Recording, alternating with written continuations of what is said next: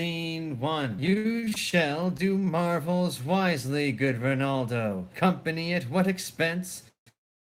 And finding by this encompassment and action that they do know my son, come you more nearer than your pens will touch it. Take you as twere some distant knowledge of him. Thus I know his father and his friends, and in part him. Do you mark this? Very well, my lord. And in part him, but you may say not what if it be he, I mean he's very wild, addicted so and so, and there put on him what forgeries you please, and so rank as may dishonor him, take heed of that. But sir, such wanton usual slips, as our companions noted and most known liberty, as gaming, my lord, or drinking, fencing, swearing, quarreling, go so far, my lord, that would dishonor him. Faith, as you may season it in the charge, you put another scandal on him, that he is open to incontinency. That's but breathe his faults so quaintly that they may of liberty, the flash and outbreak of a fiery mind, a savageness in unreclaimed blood of general assault. But my good lord,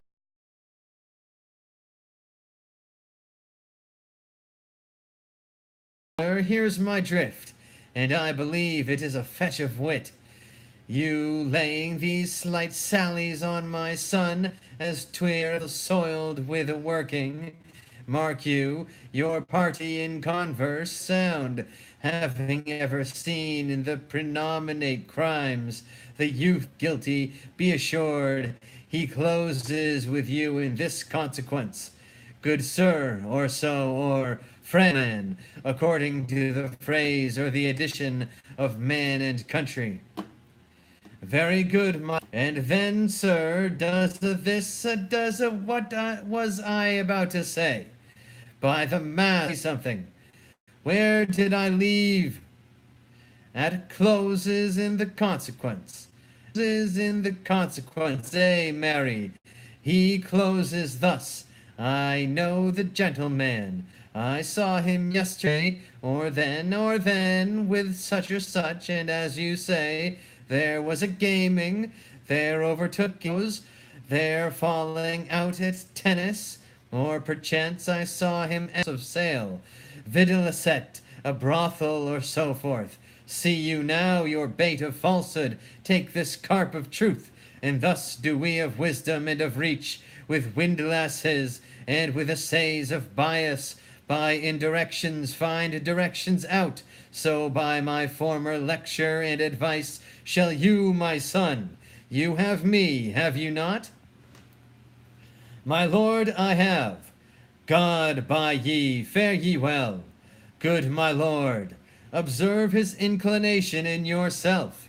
I shall, my lord, and let him ply his music. Well, my lord, farewell. How now, Ophelia, what's the matter?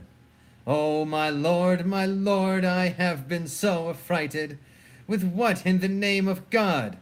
My lord, as I was sewing in my closet, Lord Hamlet, with his doublet all unbraced, no hat upon his head, his stockings fouled, ungartered, and down givied to his ankle, pale as his shirt, his knees knocking each other, and with a look so piteous in purport, as if he had been loused out of hell, to speak of horrors, he comes before me.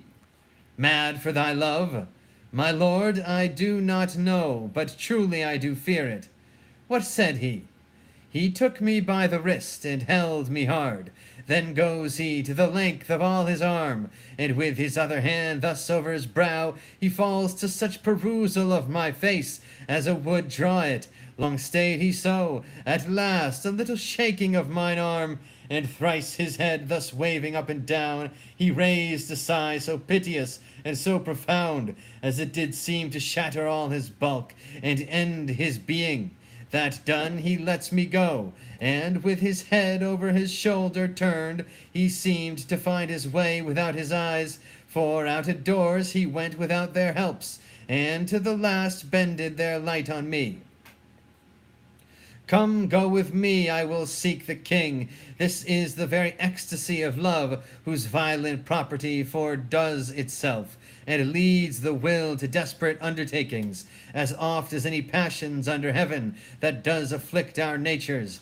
I am sorry, what have you given him any hard words of late? No, my good lord, but as you did command, I did repel his letters, and denied his access to me. That hath made him mad. I am sorry that with the better heed and judgment I had not coated him. I feared he did but trifle, and meant to rack thee, but bestrow my jealousy. By heaven, it is as proper to our age to cast beyond ourselves in our opinions, as it is common for the younger sort to lack discretion. Come, go we to the king. This must be known, which, being kept close, might move more grief to hide than hate to utter love. Come.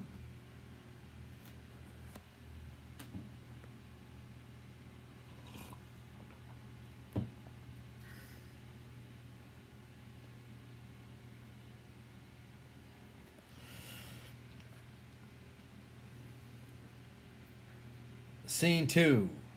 Flourish, enter king and queen, Rosencrantz and Guildenstern. King. Welcome, dear Rosencrantz and Guildenstern. Moreover, that we did much long to see you, the need we have to use you did provoke our hasty sending. Something have you heard of Hamlet's transformation? So call it, sith nor the exterior nor the inward man resembles that it was, what it should be, more than his father's death that thus hath put him so much from the understanding of himself, I cannot dream of. I entreat you both that, being of so young days brought up with him, and sith so neighboured to his youth and haviour, that you vouchsafe your rest here in our court some little time, so by your companies to draw him on to pleasures, and to gather so much as from occasion you may glean. Whether aught to us unknown afflicts him thus, that opened lies within our remedy. Good gentlemen, he hath much talked of you, and sure I am 2 men there is not living to whom he more adheres. If it will... Thanks, Rosencrantz and gentle Guildenstern. Thanks, Guildenstern and gentle Rosencrantz. And I beseech you instantly to visit my too much changed son. Go, some of you, and bring these gentlemen where Hamlet is. Heavens, make our presence and our practices pleasant and helpful to him. Amen. The ambassadors from Norway, my good lord, are joyfully returned. Thou still hast been the father of good news. Have I, my lord? I assure my good liege I hold my duty as I hold my soul, both to my God and to my gracious king. And I do think, or else this brain of mine hunts not the trail of policy so sure as it hath used to do, that I have found the very cause of Hamlet's lunacy. Oh, speak of that do I long to hear. Give first admittance to the ambassadors, my news shall be the fruit to that great feast. Thyself do grace to them, and bring them in. He tells me, my dear Gertrude, he hath found the head and source of all your son's distemper. I doubt it is no other but the main, his father's death and our over-hasty marriage. Well, we shall sift him. Welcome, my good friends. Say, Voltimand, what from our brother Norway? Most fair return of greetings and desires. Upon our first he sent to suppress his nephew's levies, which to him appeared to be a preparation against the Polack. But better looked into, he truly found it was against your highness, whereat grieved, that so his sickness, age, and impotence was falsely borne in hand, sends out arrests on Fortinbras, which he in brief obeys, receives a rebuke from Norway, and in fine makes vow before his uncle nevermore to give the assay of arms against your majesty. Whereon old Norway, overcome with joy, gives him 70,000 crowns in annual fee, and his commission to employ those soldiers, so levied as before, against the Polack, with an entreaty herein further shown, that it might please you to give quiet pass through your dominions for this enterprise, on such regards of safety and allowance as therein are set down. It likes us well, and at our more considered time will read, answer and think upon this business. Meantime we thank you for your well took labor. Go to your rest, at night we'll feast together. Most welcome home. This business is well ended, my liege and madame, to expostulate what majesty should be, what duty is, why day is day, night night, and time is time, were nothing but to waste night, day, and time. Therefore, since brevity is the soul of wit, and tediousness the limbs and outward flourishes, I will be brief. Your noble son is mad. Mad call I it, for to define true madness, what is it but to be nothing else but mad? But let that go. More matter with less art. Madame, I swear I use no art at all. That he's mad, 'tis true, 'tis true, 'tis pity, and pity 'tis true, a foolish figure, but farewell it, for I will use no art. Mad, let us grant him then, and now remains that we find out the cause of this effect, or rather say the cause of this defect. For this effect defective comes by cause. Thus it remains, and the remainder thus perpend. I have a daughter, have while she is mine, who in her duty and obedience mark hath given me this. Now gather and surmise. To the celestial and my soul's idol, the most beautified Ophelia. That's an ill phrase, a vile phrase. Beautified is a vile phrase. But you shall hear thus, in her excellent white bosom, these, etc. Came this from Hamlet to her? Good madame, stay a while, I will be faithful. Doubt thou the stars are fire, doubt that the sun doth move, doubt truth to be a liar, but never doubt I love. Oh, dear Ophelia, I am ill at these numbers. I have not art to reckon my groans, but that I love thee best, oh, most best, believe it, adieu. Thine evermore, most dear lady, willest this machine is to him, Hamlet. This in obedience hath my daughter shown me, and more above hath his solicitings, as they fell out by time, by means, and place, all given to mine ear. But how hath she received his love? What do you think of me? As of a man faithful and honorable. I would fain prove so, but what might you think when I had seen this hot love on the wing? As I perceived it, I must tell you that, before my daughter told me, what might you, or my dear majesty, your queen here, think, if I had played the desk or table book, or given my heart a winking, mute and dumb, or looked upon this love with idle sight? What might you think? No, I went round to work, and my young mistress thus did bespeak. Lord Hamlet is a prince out of thy star. This must not be. And then I prescripts gave her, that she should lock herself from his resort, admit no messengers, receive no tokens. Which done, she took the fruits of my advice, and he repelled a short tale to make, fell into a sadness, then into a fast, thence to a watch, thence into a weakness, thence to a lightness, and by this declension into the madness wherein now he raves, and all we mourn for. Do you think 'tis this? It may be very like. Hath there been such a time, I would fain know that I have positively said 'tis so, when it proved otherwise? Not that I know, Take this from this, if this be otherwise. If circumstances lead me, I will find where truth is hid, though it were hid indeed within the center. How may we try it further? You know sometimes he walks 4 hours together here in the lobby. So he does indeed. At such a time I'll loose my daughter to him. Be you and I behind an arras then, mark the encounter. If he love her not, and be not from his reason fallen thereon, let me be no assistant for estate, but keep a farm and carters. We will try it. But look where sadly the poor wretch comes reading. Away, I do beseech you, both away. I'll board him presently. Oh, give me leave. How does my good Lord Hamlet? Well, God a mercy. Do you know me, my lord? Excellent, well, you are a fishmonger. Not I, my lord. Then I would you were so honest a man. Honest, my lord? Ay, sir, to be honest, as this world goes, is to be one man picked out of 10,000. That's very true, my lord. For if the sun breed maggots in a dead dog, being a good kissing carry-on, have you a daughter? I have, my lord.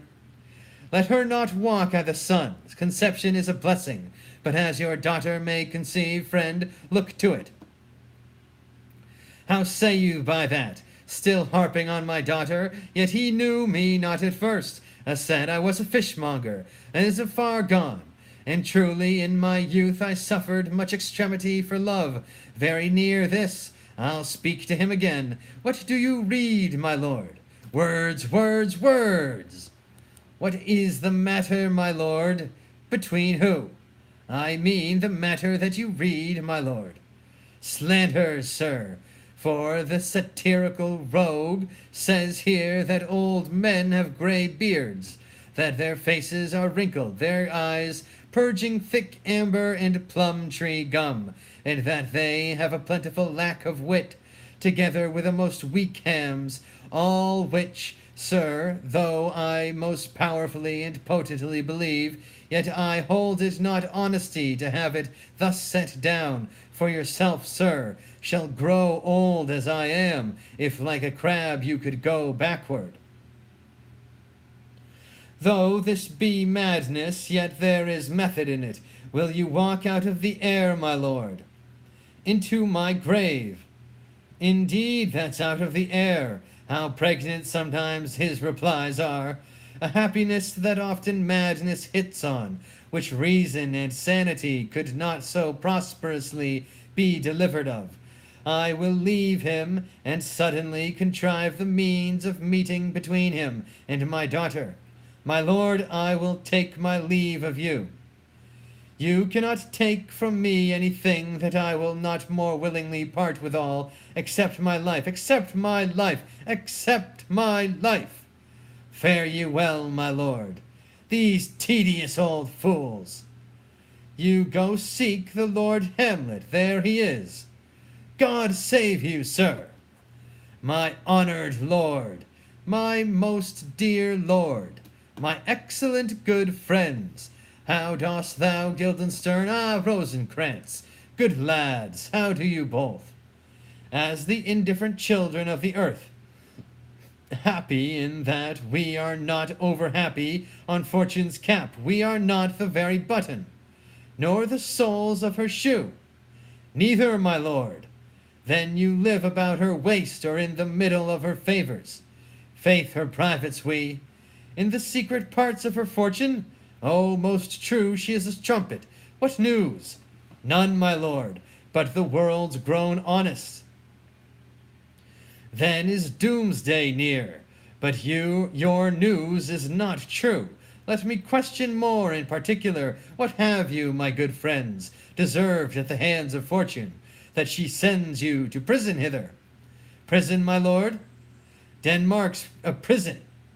Then is the world one, a goodly one, in which there are many confines, wards, and dungeons, Denmark being one of the worst. We think not so, my lord. Why, then 'tis none to you, for there is nothing either good or bad, but thinking makes it so. to me it is a prison. Why then your ambition makes it one, 'tis too narrow for your mind. O God, I could be bounded in a nutshell, and count myself a king of infinite space, were it not that I have had bad dreams. Which dreams indeed are ambition, for the very substance of the ambitious is merely the shadow of a dream. A dream itself is but a shadow. Truly, and I hold ambition of so airy and light a quality that it is but a shadow's shadow. Then are our beggars' bodies, and our monarchs and outstretched heroes the beggars' shadows. Shall we to the court? For by my fay I cannot reason. Will wait upon you. No such matter, I will not sort you with the rest of my servants. For to speak to you like an honest man, I am most dreadfully attended. But in the beaten way of friendship, what make you at Elsinore? To visit you, my lord, no other occasion. Beggar that I am even poor in thanks, but I thank you, and sure, dear friends, my thanks are too dear a halfpenny. Were you not sent for? Is it your own inclining? Is it a free visitation? Come, come, deal justly with me. Come, come, nay, speak. What should we say, my lord? Anything but to the purpose. You were sent for, and there is a kind of confession in your looks, which your modesties have not craft enough to color. I know the good king and queen have sent for you. To what end, my lord? That you must teach me. But let me conjure you, by the rights of our fellowship, by the consonancy of our youth, by the obligation of our ever-preserved love, and by what more dear a better proposer can charge you withal, be even and direct with me, whether you were sent for or no. What say you? Nay, then I have an eye of you. If you love me, hold not off. My lord, we were sent for. I will tell you why, so shall my anticipation prevent your discovery, and your secrecy to the king and queen moult no feather. I have of late, but wherefore I know not, lost all of my mirth, forgone all custom of exercises, and indeed it goes so heavily with my disposition that this goodly frame, the earth, seems to me a sterile promontory. This most excellent canopy, the air, look you, this brave overhanging firmament, this majestical roof, fretted with golden fire, why, it appeareth nothing to me but a foul and pestilent congregation of vapours. What a piece of work is a man, how noble in reason, how infinite in faculties, in form and moving, how express and admirable in action, how like an angel in apprehension, how like a god, the beauty of the world, the paragon of animals, and yet to me what is this quintessence of dust? Man delights not me, nor women neither, though by your smiling you seem to say so. My lord, there was no such stuff in my thoughts. Why did ye laugh then when I said, man delights not me?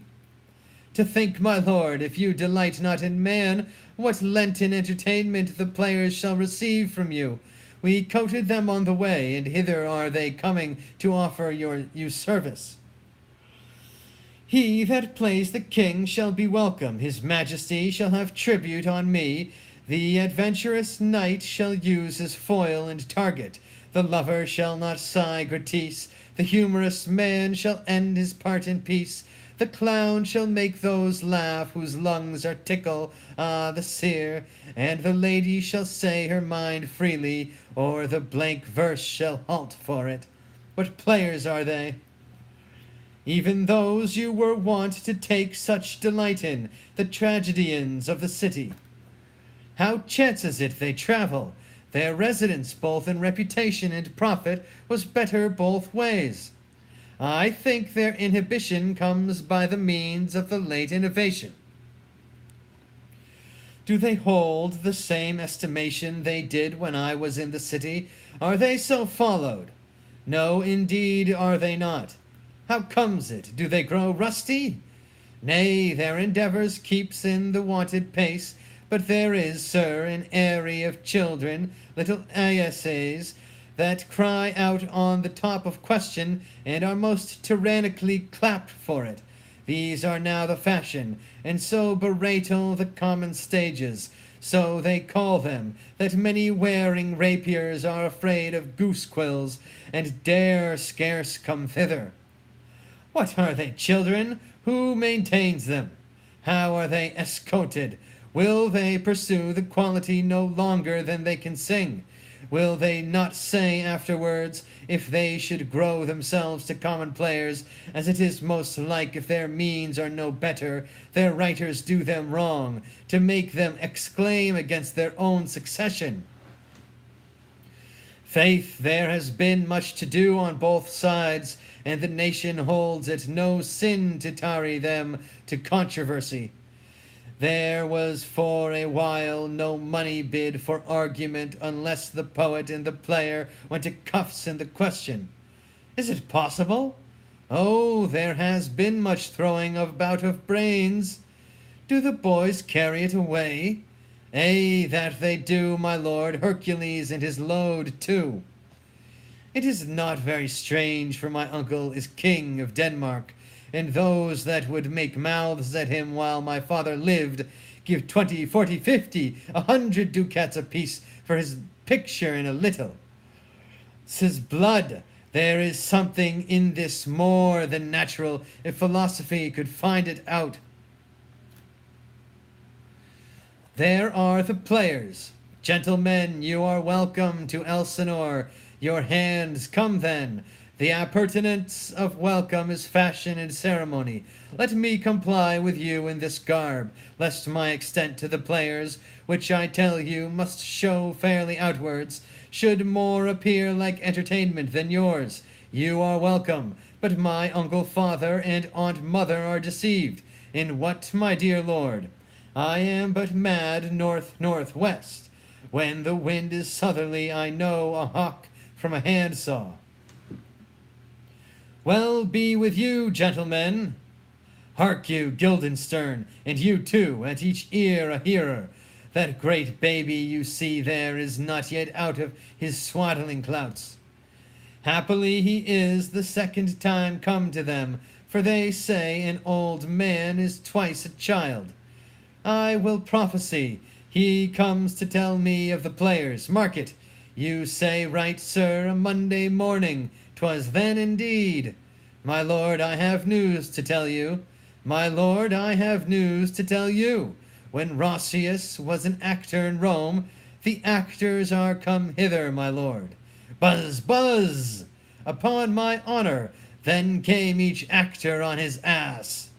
The best actors in the world, either for tragedy, comedy, history, pastoral, pastoral comical, historical pastoral, tragical historical, tragical comical, historical pastoral, scene individable, or poem unlimited. Seneca cannot be too heavy, nor Plautus too light, for the law of writ and liberty. These are the only men. O Jephthah, judge of Israel, what a treasure hadst thou! What a treasure had he, my lord! Why, one fair daughter, and no more, the which he loved passing well. Still on my daughter. Am I not in the right, old Jephthah? If you call me Jephthah, my lord, I have a daughter that I love passing well. Nay, that follows not. What follows then, my lord? Why, as by lot God wot, and then you know it came to pass, as most like it was. The first row of the pious chanson will show you more, for look where my abridgment comes. You are welcome, masters, welcome all. I am glad to see thee well. Welcome, good friends. O old friend, why, thy face is valence since I saw thee last. Comest thou to beard me in Denmark? What, my young lady and mistress? By lady, your ladyship is nearer to heaven than when I saw you last, by the altitude of a chopine. Pray God, your voice, like a piece of uncurrent gold, be not cracked within the ring. Masters, you are all welcome. Well and even to it, like French falconers, fly at anything we see. We'll have a speech straight. Come, give us a taste of your quality. Come, a passionate speech. What speech, my good lord? I heard thee speak me a speech once, but it was never acted, or if it was, not above once. For the play I remember, please not the million, 'twas caviary to the general. But it was, as I received it, and others, whose judgments in such matters cried in the top of mine, an excellent play, well digested in the scenes, set down with as much modesty as cunning. I remember one said there were no sallets in the lines to make the matter savory, nor no matter in the phrase that might indict the author of affection, but called it an honest method, as wholesome as sweet, and by very much more handsome than fine. One speech in it I chiefly loved, 'twas Aeneas' tale to Dido, and thereabout of it, especially when he speaks of Priam's slaughter. If it live in your memory, beginneth this line, let me see, let me see. The rugged Pyrrhus, like the Hyrcanian beast, 'tis not so, it begins with Pyrrhus. The rugged Pyrrhus, he whose sable arms, black as his purpose, did the knight resemble when he lay couched in the ominous horse, hath now this dread and black complexion smeared with heraldry more dismal, head to foot. Now is he total ghouls, horridly tricked with blood of fathers, mothers, daughters, sons, baked and empasted with the parching streets, that lend a tyrannous and a damned light to their lord's murther, roasted in wrath and fire, and thus oversized with coagulate gore, with eyes like carbuncles, the hellish Pyrrhus, old grandsire Priam seeks. So proceed you. For God, my lord, well spoken, with good accent and good discretion. Anon he finds him striking two shorted Greeks, his antique sword rebellious to his arms, lies where it falls repugnant to command.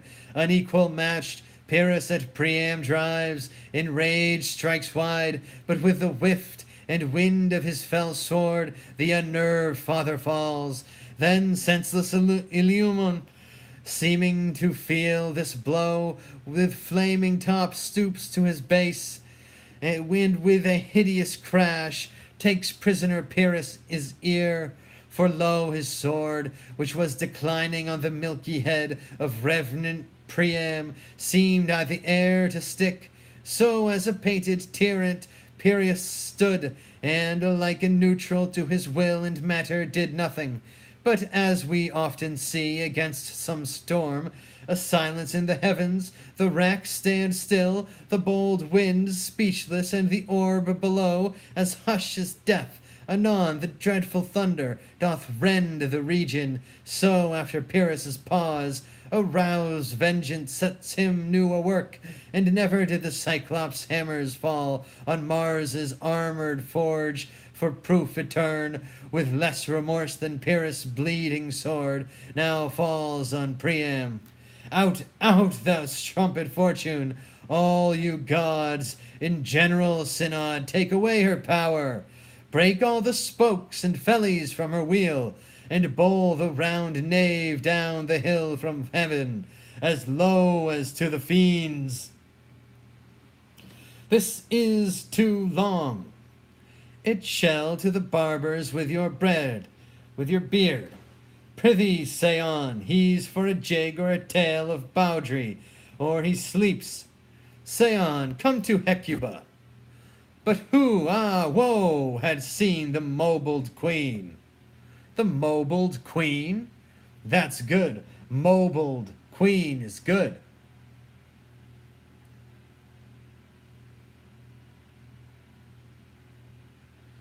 Run barefoot up and down, threatening the flames. with bison room, a clout upon that head, where late the diadem stood, and for a robe about her length, and all over teemed loins, a blanket in the alarm of fear caught up. Who this had seen with tongue in venom steeped, 'gainst fortune's state would treason have pronounced. But if the gods themselves did see her then, when she saw Pyrrhus make malicious sport in mincing with his sword her husband's limbs, the instant burst of clamor that she made, unless things mortal move them not at all, would have made milch to the burning eyes of heaven, and passion in the gods. Look wherever he has not turned his colour, and has tears in his eyes. Prithee no more. 'Tis well, I'll have thee speak out the rest of this soon. Good my lord, will you see the players well bestowed? Do you hear? Let them be well used, for they are the abstract and brief chronicles of the time. After your death you were better have a bad epitaph than their ill report while you live. My lord, I will use them according to their desert. God's bodkin man much better, use every man after his desert, and who shall scape whipping? Use them your own honor and dignity, the less they deserve, the more merit is in your bounty. Take them in. Come, sirs, follow him, friends, we'll hear a play tomorrow. Dost thou hear me, old friend? Can you play the murder of Gonzago? My lord, we'll have it tomorrow night. You could for need study a speech of some dozen lines, or 16 lines, which I would set down and insert in it, could you not?